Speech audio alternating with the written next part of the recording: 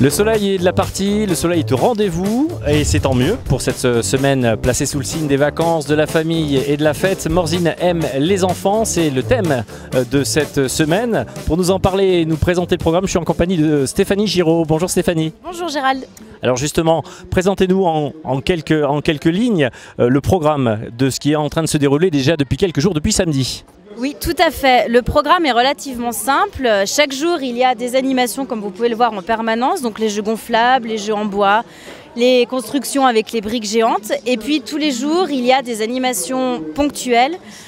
Telles qu'aujourd'hui, on peut voir, c'est les Zorballs, c'est les grosses boules gonflables qu'on a derrière. Après, il y aura du maquillage, des constructions de cabanes, des ateliers de magie, des spectacles. Donc c'est pour ça que je vous invite à venir récupérer le programme complet auprès des hôtesses d'accueil, puisque c'est très dense et il y a beaucoup d'informations. Il y a donc des rendez-vous qui reviennent vraiment tous les jours. Je pense notamment à cet atelier danse où il y a des enfants fidèlement qui reviennent continuer leur cours de danse chaque jour. Oui, tout à fait. Donc c'est une animation qui est conjointement animée par l'hôtel Touristra et l'office de tourisme. Et le but, c'est que vendredi, les enfants qui répètent tous les jours puissent faire le spectacle à 18 h sur la scène qui est juste là, pour montrer à leurs parents ce qu'ils ont appris toute la semaine. Alors j'ai une petite question, est-ce que c'était une volonté justement de poursuivre ce qui s'est fait déjà depuis quelques années, c'est-à-dire le monde de Morzine qui était un rendez-vous estival qui revenait chaque mois de juillet. Vous avez un petit peu voulu rester sur cette dynamique, sur cet élan et organiser somme toute un rendez-vous pour les enfants? Tout à fait, puisqu'on a constaté que le monde de Morzine marchait extrêmement bien et on est resté sur l'idée, malgré le fait que le monde de Morzine ne se fasse pas, d'offrir une semaine spécialement dédiée aux enfants. Sauf que là en plus c'est beaucoup plus long puisque c'est 7 jours complets, donc on a élargi l'offre cette année. Je crois qu'il y a une animation que vous avez aussi préparée qui est un temps fort aussi cette semaine.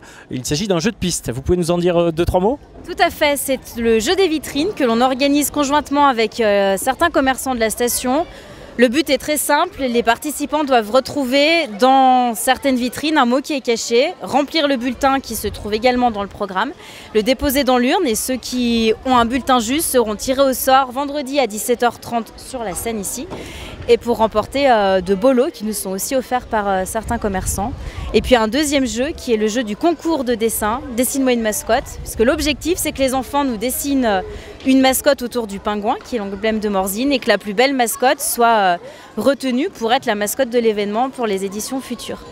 Alors je crois que vous l'avez compris, vous voulez tout savoir sur cette semaine Athènes, Morzine aime les enfants. Passez à l'office de tourisme de Morzine, récupérez donc voilà le programme. Merci Stéphanie. Merci Gérald. À très bientôt. À bientôt, bonne journée.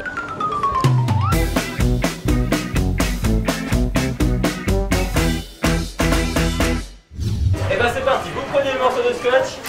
En se penchant de manière plus approfondie sur l'éventail des animations proposées dans le programme, voici un petit zoom sur quelques-unes d'entre elles avec tout d'abord un arrêt au stand de fabrication de cerfs-volants.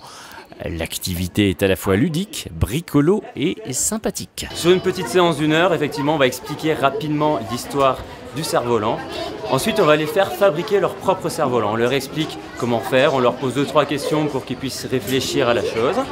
Une fois que le cerf-volant est fabriqué, ils vont pouvoir le colorier pour le personnaliser. Et une fois personnalisé, on va leur donner 2-3 trucs et astuces pour les faire voler. Des règles très simples, mais qu'ils ne connaissent pas forcément. Et nos jeunes cerfvolistes en herbe ont tout loisir de reproduire s'ils le veulent leur prototype une fois rentrés chez eux avec des pics à brochettes et des sacs poubelles par exemple. Sur la place de l'office de tourisme, par l'activité proposée juste pour vous les enfants, car nous sommes en plein dans la semaine Morzine aime les enfants.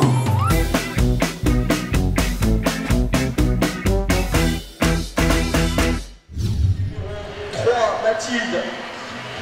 Après l'air et le vent, l'eau du centre aquatique de Morzine avec un défi à relever qui remporte, il faut le dire, un franc succès. L'objectif c'est vraiment d'avancer le plus loin possible sur la ligne. On comptabilise le nombre de pas, il y a 2 runs, il y a un premier passage où on comptabilise le nombre de pas, un deuxième passage où on comptabilise le nombre de pas aussi. Et vraiment c'est le meilleur des 2 passages qui sera retenu. Donc à partir de ça on fait un petit classement. Et c'est vrai qu'on a déjà eu pas mal d'exploits, des personnes qui sont arrivées à traverser tout le bassin, même le bassin extérieur de 50. Avis donc aux amateurs de sensations fortes et qui se sentent l'âme d'équilibriste.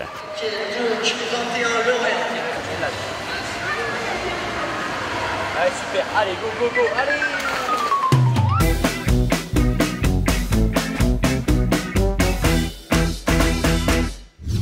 Retour à présent sur la place de l'Office de tourisme de Morzine avec un autre rendez-vous très Zumba Kuduro selon la formule. Nous en parlions à l'instant, l'atelier danse pour les plus jeunes fait fidèlement des adeptes de manière quotidienne. Donc les ateliers ont lieu tous les jours de 16h30 à 17h30 et le point d'orgue et l'objectif aussi de ces ateliers, c'est de présenter un spectacle vendredi après-midi à 18h ici même sur la place ou donc sur scène où on attend le maximum d'enfants. Et le but, c'est que tous les jours, petit à petit, il y ait initiation et répétition pour le spectacle.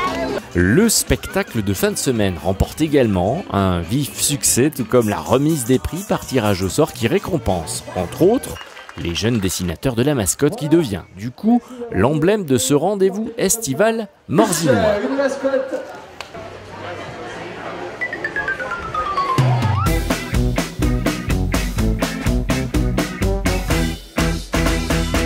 Bonsoir, ma caméra, ça va?